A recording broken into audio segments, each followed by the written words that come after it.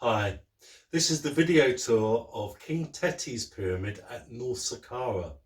Now, King Teti was the first king of the Sixth Dynasty.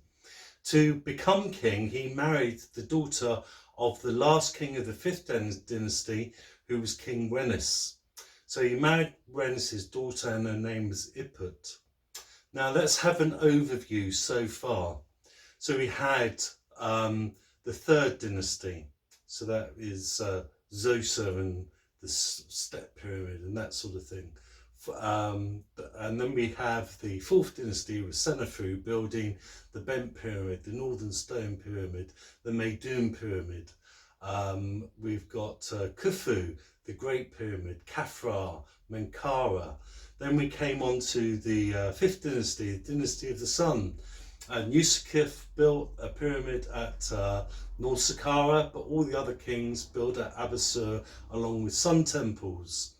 And only two have remained, Yusuf and Nisir-Raz.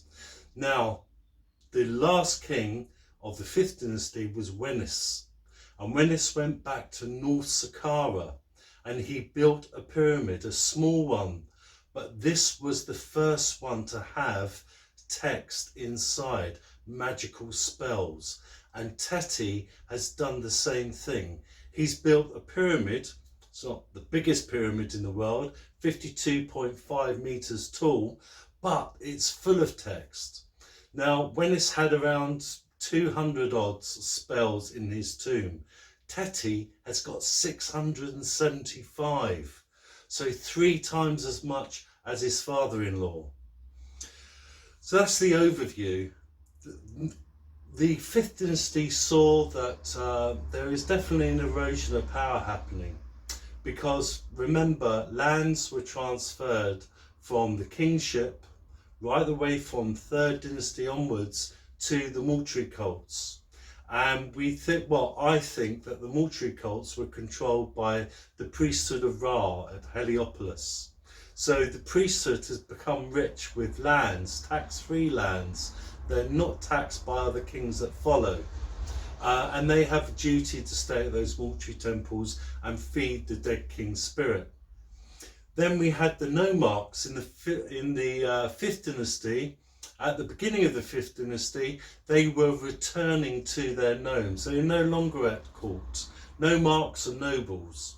By the end of the Fifth Dynasty, they are appointing their successors. So fathers are passing those titles on to their sons. So kings have been disempowered by appointing their own governors and stewards, etc., in towns and cities. We must assume that the viziers are still the cousins or brothers of the king,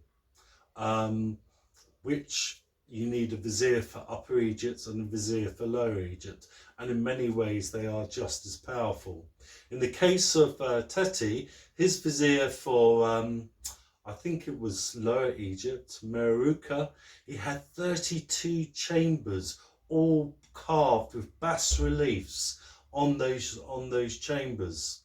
Wow, that is a really big job. Lots of workmen. And yet he was just the king's vizier. He wasn't the king himself. So when you go and visit this pyramid, remember that those bas reliefs, they built the walls first in limestone, and then they carved them in raised reliefs. So removed all that material to get those beautiful texts. Then they painted them all. Wow. Just think of all the artisans involved in painting 675 of those magical spells. And what are the magical spells doing? They're empowering Teti to travel from this world to the afterlife and back to his burial chamber. Let's have a look at the plan of Teti's complex. So we have the King's Pyramid. Then we have the mortuary temple, which is up against the face of the pyramid. Then we have the open court for the visitors, a bit like a glorified serdab. Interesting that it's a queen's pyramid, not a cult temple for the people to worship the king as a living god. In the Fifth Dynasty, lots of those kings had cult temples in their complexes where they would be worshipped as living gods. Teti has included his queen Iput within the complex, but she's got her own enclosure. So that's a real status. So he recognised that she was the one who empowered him with kingship. If you have a look at the descending passageway, it's running straight the way down. It's got a vestibule, goes down to central T-junction. The three niches, maybe they were for burial or most probably for the funeral furniture that the king needed for his afterlife. And then you come on to his tomb. Now, interestingly, there is an unfinished sarcophagus made out of grey wax stone, which was a very, very expensive stone that had loads of pink granite. But when you get into things like basalt and grey wax and red granites and orange granites and that sort of thing, these are outcrops with very limited amount of stone. So once that stone has been exhausted, it's over, it's finished. It takes millions of years for the natural river running a course to produce those stones. So grey wax was a special stone, but interestingly enough, it was unfinished. So, unfinished. He ruled Egypt for 12 years, from 2345 BCE. That's 4,365 years ago. Maybe you needed 15-20 years to make a really good sarcophagus. Maybe that was the reason. Or maybe there was a lack of management overseeing the project. So when it came to the king's death, they just transported what they had as soon as possible. Well, that's the end of this tour. If you go to North Saqqara, you need to see this pyramid because it's wonderful. It's not what's on top that's important.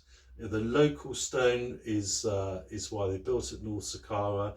The outer casing, which is gone, was originally Tura limestone. The importance of this pyramid is those 675 texts inside, because these are the oldest religious texts in the world. Remember, 4,365 years ago. Well, there we go. I hope you've enjoyed this tour.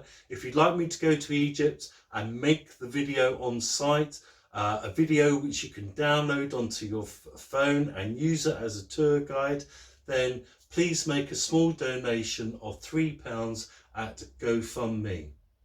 Thank you very much for listening, and I'll see you soon.